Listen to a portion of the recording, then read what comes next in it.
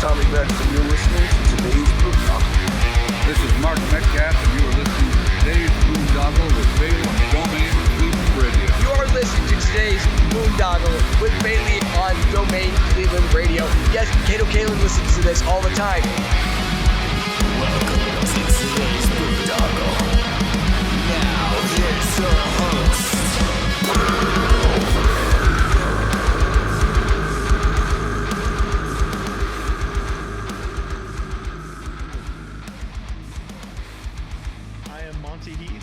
The Sonic Temple Art and Music Festival returns May 14th through 17th with My Chemical Romance, Tool, Bring Me the Horizon, and Shinedown. Plus, Pierce the Veil, Good Charlotte, The Offspring, Sublime, Godsmack, Breaking Benjamin, Marilyn Manson, and so many more. Sonic Temple in Columbus, Ohio, May 14th to 17th. Passes on sale now for as low as $1 down at sonictemplefestival.com. What's going on, everybody? It's Bill Bailey with today's Boondoggle, and I was in a snacking mood, so I figured I'd go to the kitchen and make me up a little Gravewitch. Yeah, that was a horrible intro. I know, man. I'm sorry. Trying to come up with something. I guess that wasn't so thrash, doom, and death. But anyway, I'm talking with Andrew before I keep digging myself in a grave. I'm talking with Andrew from the band Gravewitch. What's going on, man? How you doing?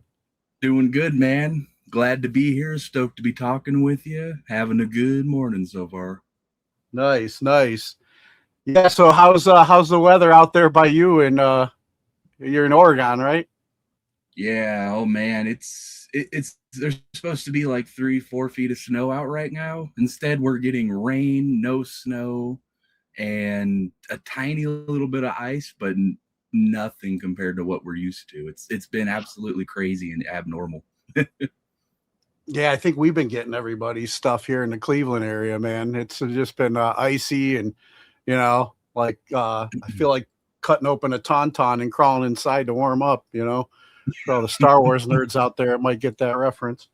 But anyway, I love Star Wars. Nice.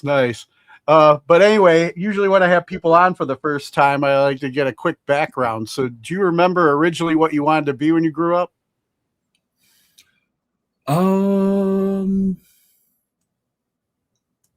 That's a great question.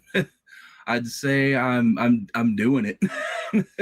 I've always wanted to be a musician because my dad was a drummer, and I was exposed to the whole music world at a very young age, and I've just kind of followed in his footsteps, just a different genre of music. Gotcha. And then what was when you were little and your dad was playing, what were some of the influences that he had on you, and what kind of music? A little bit of everything, from jazz to classic rock to blues to funk to country music, a little bit of everything, quite a wide variety. Nice. And then when was it that you were like, okay, you started picking up the sticks and getting into drumming and performing? For me, it had to have been when my best friend and bandmate Chris showed me Metallica. So it had really absolutely nothing to do with my parents and my dad's background. But when I heard Metallica and then the rest of the big four bands, that was it. It's like, all right, I love music. I love drumming. And that just made me want to pick up the sticks and keep going, man. Nice. And then when was it that as you started picking up the sticks and playing, when was it that you met some like-minded people in your area and started forming bands? As I mentioned before, my best friend and Gravewitch guitar player vocalist Chris Fleming, I met him in 2nd grade and we grew up together. He showed me bands like Metallica, the rest of the big four, and then we explored a little bit of the heavier bands together after diving into Slayer particularly. They were one of the last big four bands that we really got into. Figures the heaviest and last one was the last one we got into. But anywho, After we discovered the big four, bands like Children of Bodom, Amon Amarth really started inspiring us to try and learn some of those faster techniques of playing. And yeah. I didn't realize you went back that far with your bandmate there, man. Oh yeah. I'm only I'll be 29 next month, excuse me. And yeah, we've been doing it ever since 16 and 17 in high school. Like so has your sophomore year. So has your only band been Gravewitch then? Or did you guys go by any other names when you first started? Nope. Just only Gravewitch, and he's been in like one or two more bands. Gravewitch has been my only musical project. Gotcha. And then what was when you guys started playing together and making music and stuff, what was the music scene like up there when you started playing out? Here in Bend, it was mostly like a punk scene. And then another guy named Mike started booking shows at a regular bar, an old bar here and he started bringing a bunch of like heavy metal bands. And then, yeah, it was kind of like a punk scene and then a metal scene kind of mixed together. We got our early uprisings through both of the punk scene and the metal scene.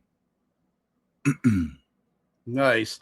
And then, so you had opportunities to like kind of trade shows with other musicians and play around, or?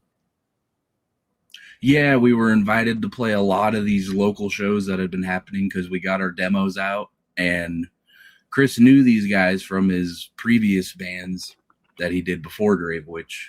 And that was basically how we got in cahoots with these guys and got booked. Nice. And then, so Gravewitch, becomes your guys' thing. And then you start, through some of Chris's connections, getting to play out. Like how far has Gravewitch gotten out of the Bend area? Oh, we've been as far as Colorado and New Mexico in 2017. That was the furthest we have played away from home so far. It was incredible. But and that was just from after swapping we started shows branching out from it was from swapping shows with other bands. And basically when we branched out of Bend, we got an offer to play down in Southern Oregon. With got a lot of our history. It's a lot of these promoters and people don't do it anymore. We've seen a lot of bands and a lot of promoters come and go. It's kind of crazy. Yeah, I know. I've noticed that as well. I mean, we're trying to get a scene going here again with some of the smaller venues, but seemed like a lot of the mainstays that I grew up around here got like wiped out after COVID and stuff. So I don't know if you guys experienced something similar. Yeah, actually. It seemed like the Bend scene was thriving up until around 2017. Then it just kind of stopped. And then it wasn't until after COVID then heavy shows started really picking up around here again. Now it's getting back on the map. It's pretty wild. All right. Good stuff then. And then I was checking out your guys' video for Mistress of Hate. That's on the album that just came out, correct? The self-titled? Yeah, yes. Yeah. I enjoyed the video. I'm a big like horror and occult buff anyway. But where was that? Where did you guys film that at? So we weren't in the video ourselves at all, and same with the first video for Circle of Power, our first music video ever. The Mistress of Hate video is basically a part two, a continuation, of the Circle of Power video. featuring the same actress playing as the witch, and it was directed by the same guy. And to answer your question, it was filmed over in South Wales, UK. Oh, nice. So you guys got connected with somebody, what, through the internet or something over there? That's in the scene that you reached out to? I'm trying to remember how that all came about. But yeah, basically just through the internet, through emails and trading, trading info and doing research on other bands that made cool videos. And we just looked up who produced those videos, and we just sent an email, and we actually got a response, and it happened. Nice. Yeah, it was. I didn't catch part 1, so I'll have to go back and see that. But I think, what was that? Mandy Rose was the witch. I think that was her name. Yeah. And it was definitely pretty cool, man. Highly recommend people checking that out. Your latest single is a lyric video, Damnable Evil. Talk a little bit about the message behind that song. I wasn't too involved with the lyric process. I wish Chris could be here to explain and elaborate a lot further on that, but the song was basically written about our viewpoint of what it would have been like to exist in a insane asylum during the early 19th century. Gotcha. And and we had Narcotic Wasteland bassist Kenji Tsunami of Tsunami Films create the film for us and the music video, and he did an outstanding job. We're definitely going to hit him up for more work too.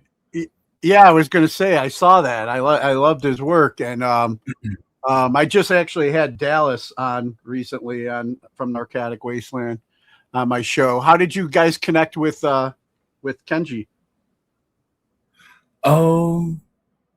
So basically that goes back to, I'm trying to think what the year was. It was like 2016, 2017. We got the opportunity to open for Narcotic Wasteland way before Kenji was in the band here in Bend, Oregon. We got to open for them and sell a bunch of tickets, and it was a great show. We just kind of kept in touch with Dallas ever since, and then 2 or 3 years ago, we got to open for Narcotic Wasteland again down in Wairika, California, where our ex-bass player lives. And then we got to meet Kenji there. And we just been staying in contact ever since. And we hit him up, paid him, and he made it happen, and he delivered. He did an outstanding job. Love his work, love his playing. It was awesome. Yeah, I agree, man. It was good stuff. And then you guys put the self-title out with Rock Sun Records. How long you been working with that label? What's that been like? Oh, it's been good. They did more than we expected for them to do with the little time window we had to announce and get a little promotion going on before we released our album. Basically, all these songs were recorded during 2020, and 4 or 5 years have passed. We finally got it all recorded, mixed, and mastered. It was like, okay, we need to release this. We were planning on releasing this by ourselves with a label or not. So we just started emailing lots of labels, and Rock Sun Records was actually one of the only labels that emailed us and offered us their support and their services without us having to actually contact them. Nice.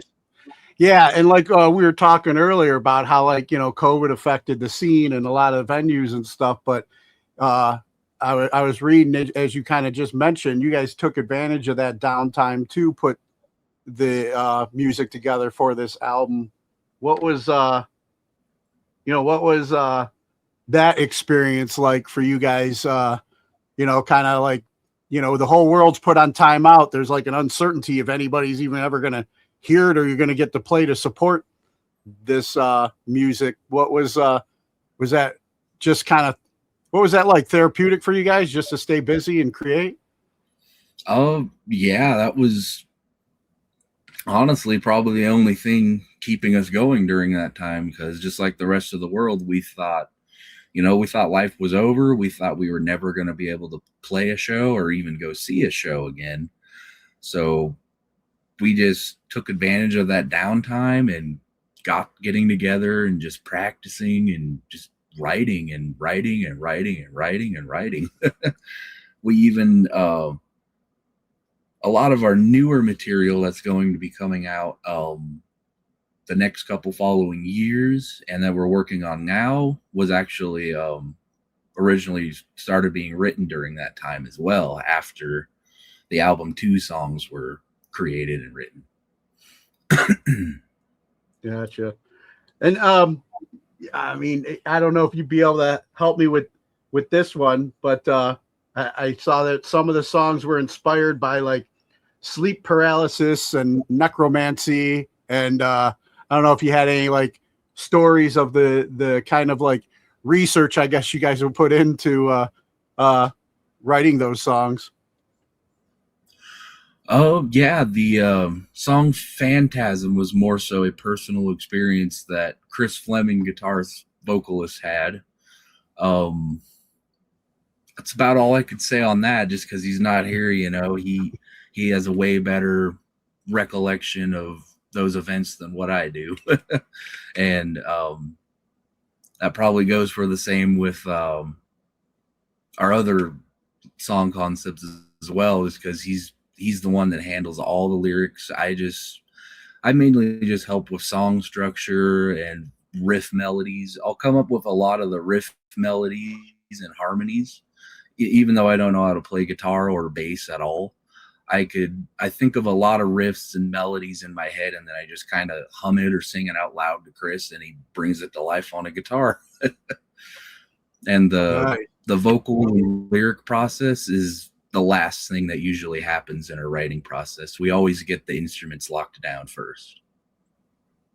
Now, I think I was reading too that during this time frame, like this is I guess you guys feel like your best work sound wise within the studio and everything that you put out. Would that go to all the time you guys put in during the downtime, or like did you work with what studio did you guys end up working with? So we worked with a studio called 1988 Recording Studio here where we live in Bend, Oregon. The owner of that studio is a promoter and a venue owner of the Volcanic Theater Pub in Bend, Oregon as well. It's a really big, it's like medium size, but big for the venues we're used to playing. And it's a really cool place. It's awesome. They host a lot of good shows, good crowds, good events, great bands. But yeah, Johnny Davis, he booked us to open for Chelsea Grin, and there was another band on that show too. I'm trying to remember.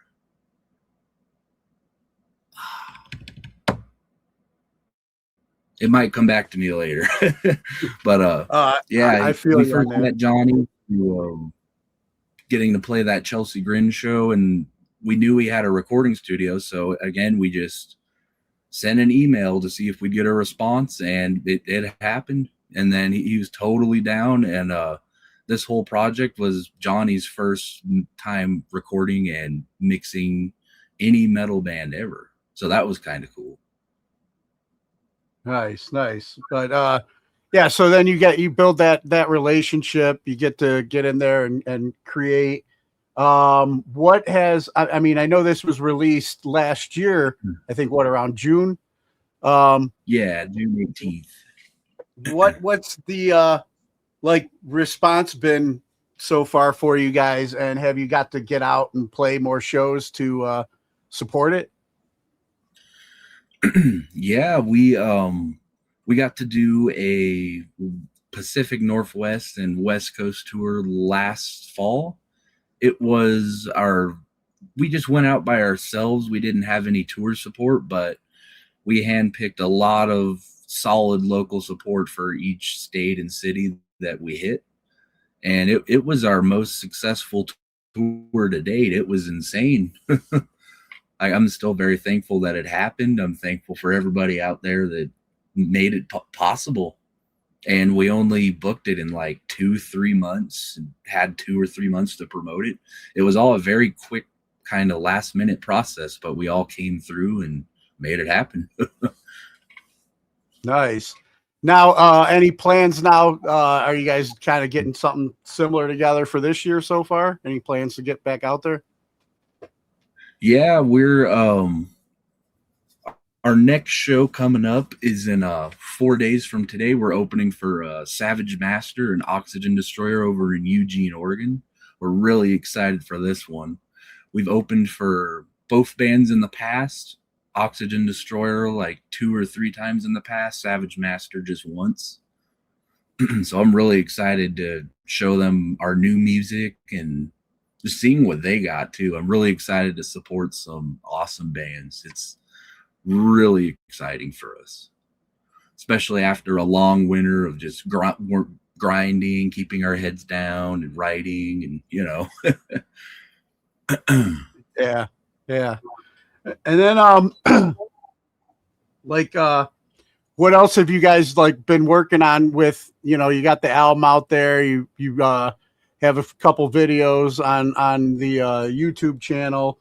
What else? I mean, in today's day and age, it you know, trust me, I hate doing it myself too, because you know, I'm not really a 15-year-old girl that knows good dance moves, but how do you build a good social media you know, following out there? What do you guys normally do to build that necessary evil for the band? Yeah, that is definitely something we got to ramp up on for sure. But key thing is just consistency and keep trying to figure out a way to promote and put interesting content out there. And yeah, I would say that's a great question. Mistress of Hate definitely videos, some interesting content for sure. So, but yeah, man, I mean, I trust me, I'm not a big fan of having to, you know, it's all about streams and likes these days, you know, to get the door open to other opportunities, you know, and but like you said, it's consistency and working on that. I mean, luckily technology and AI and all I mean, AI, as much as a lot of people hate it, it's definitely like a necessary tool as well these days to try and, you know, for that kind of content to get stuff out there. But yeah, you can't beat it, I guess. Join it, just as long as it's not creating your music, you know, stay true to that. But you know, if you can save some time and help it plug your social media pages, why not, you know? Yeah, we try to stay clear of AI completely, even with our content, even with social media posts. All of our posts are human made. we try to strictly stay away from anything AI. Gotcha. Yeah, I feel you on that, but man, it's just like sometimes I'm just like, okay, what's a way I can tweak something so it's just like, you know, I mean, when I make anything AI, it's obvious it's AI, you know, and I make sure that I you know, there's a tab you check or whatever when you post it, but yeah, it's just, man, you know, just trying to get that following and consistently create stuff. I'm not one to sit there and walk around and talk into the camera. I know a lot of people are good at that, and they tell how their day's been and all this stuff. And I don't think most people give a shit what my day's been like, you know? So, yeah, I same just, here. I suck at all this camera stuff and interview stuff, but I still do it. It's a necessary of two evils, but you know, the more I do it, the better I'll get at it. The more comfortable I'll be at it too. So we just got to force ourselves, you know? Exactly. I mean, that's A what lot like I of remember. trying to chase success is to just forcing yourself to be consistent, Yeah, It's get just out and so get hard to comfortable keep being stay true to uncomfortable, right? yourself. Exactly. Try to be comfortable being uncomfortable. Exactly. Couldn't have said it better myself. And like you said, that consistency, it's just like I remember when I first started doing this, like around COVID, man. I mean, I still have the brain farts and fumble around my words now and then, but the more I do it, I get more comfortable, like talking with people. I know, like, I mean, I'm 16 years in recovery, and I had to relearn how to socialize, without anything, and Yeah, this podcast has been part of that journey for me for sure. that's awesome, man. Seriously. Thank you. And then like you said, you got that big show coming up with Oxygen Destroyer and Savage Master.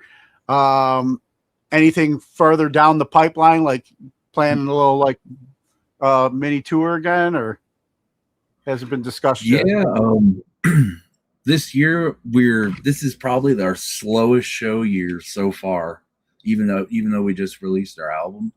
We're trying to just lay low and try to build up our connections more and more, and we're trying to hit the East Coast and Midwest if possible. In July we have a festival that probably should not spill the beans on, but it is happening in Salt Lake City, Utah on July 26th. That's the date we're playing. It's a 3-day festival. That's all I can really say about that. Can't say the name of the fest just because I don't want to, sure you can understand. Yeah, I gotcha.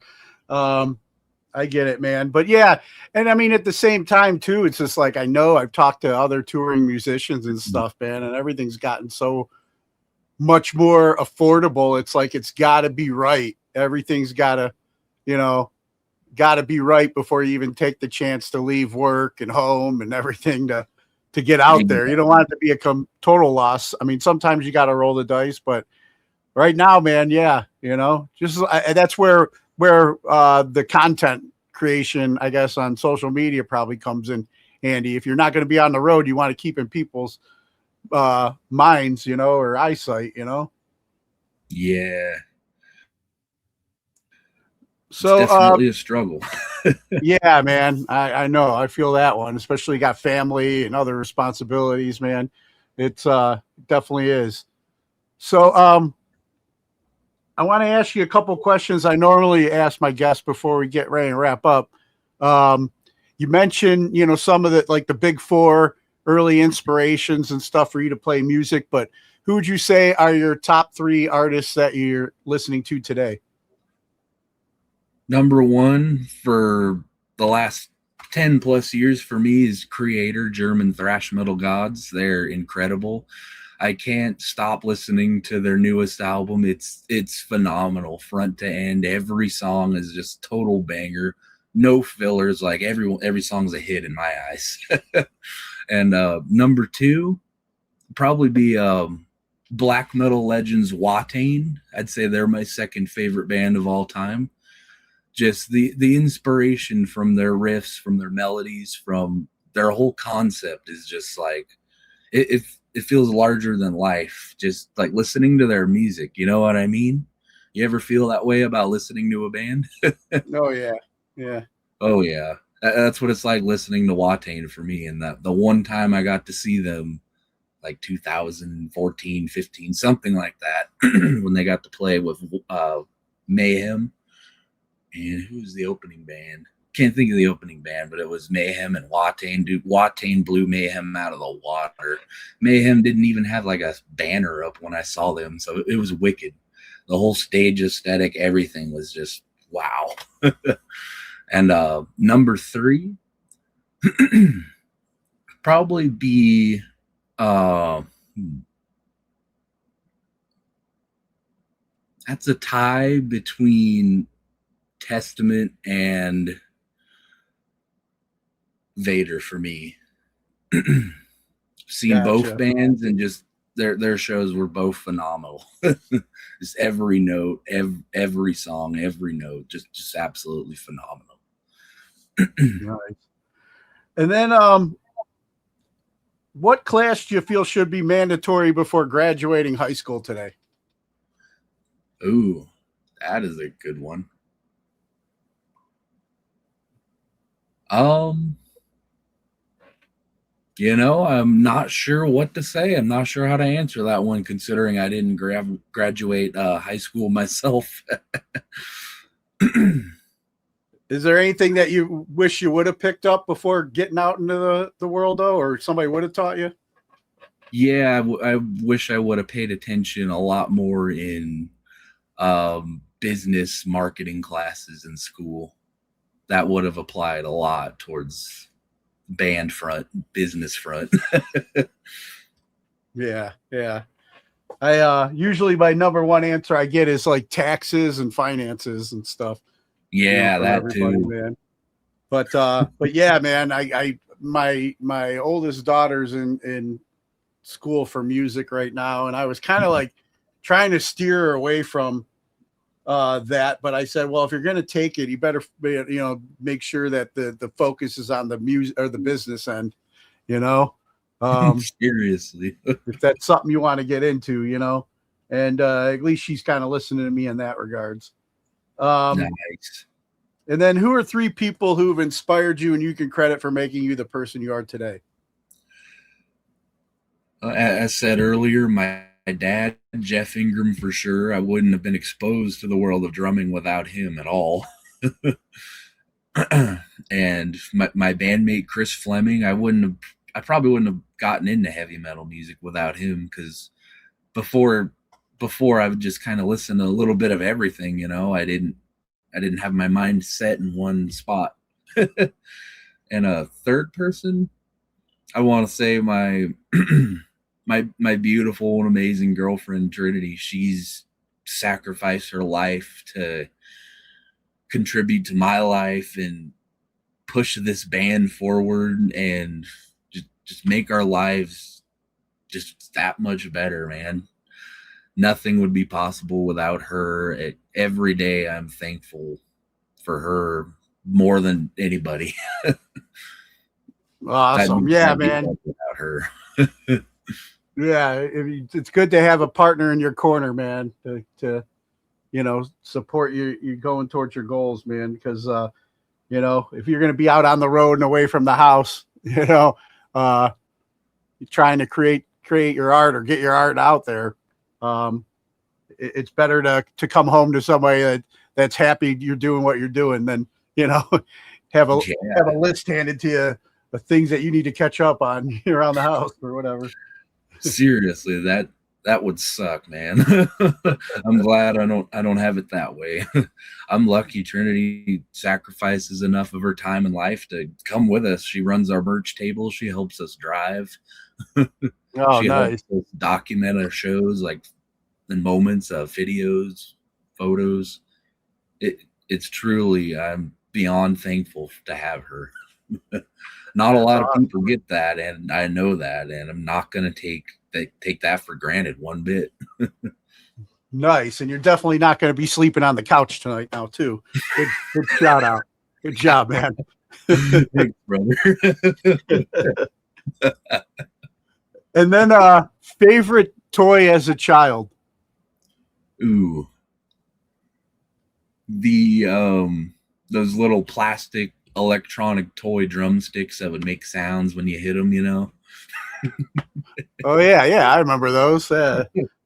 Your first drum kit right there, or what? Yep, exactly. Nice. And then any message you have for our military members currently serving overseas? Just want to thank everybody out there who sacrifices their life for freedom and just to make the world for what it is. Like, just thank you. Words cannot thank our men and women in service enough for everything that they do. Seriously, words cannot words don't amount to the thanks that they deserve. Yeah. Awesome. Well, Andrew, man, thank you, man. It was good getting to know you and hear about the, everything that goes into the machine called Gravewitch, man. And I hope you guys do make it out to the East Coast sometime. And I know Cleveland's got a really good thrash and death metal following here. So, try and put us on your stop, or definitely market out this way. I know there's some bands that would probably love to swap some shows with you guys out here. Oh, hell yeah, man. I'd absolutely love to make it over there. My guitar player, Chris's mom, actually lives over there in Ohio, so that would be really cool if we can make it over there one of these days. He hasn't seen her in quite a few years. But yeah, man, it was been an absolute pleasure getting to talk to you, getting to know you. And dude, thank you for having me, man. It's been a blast. Thank you so much. No problem, man. And real quick then, before we wrap up, for any listeners out there that might be new to hearing about Gravewitch and want to check you guys out, where would you send them? To our Spotify. Our whole discography is there, and I'd send them to our YouTube so you can see our music videos, as well as Bandcamp. You can catch some of our merch on there, and we're basically anywhere you could stream music. iTunes, Apple, which is the same thing, Amazon, Pandora, so on and so forth. Awesome. Well, yeah, once again, man, thank you for your time. Good talking with you, and hopefully You too, catch you man. on the road sometime. Hell yeah. Take care, man. Take it easy. All right! Listen up! Hold on to your seats. Grab your girls, grab your beers. Hey everybody, this is Charlie from Anthrax, and you are listening to today's Boondoggle. This is Mark Metcalf, and you are listening to today's Boondoggle with Bailey on Domain Cleveland Radio. You are listening to today's Boondoggle with Bailey on Domain Cleveland Radio. Yes, Kato Kalin listens to this all the time. Welcome to today's Boondoggle. Now here's your host.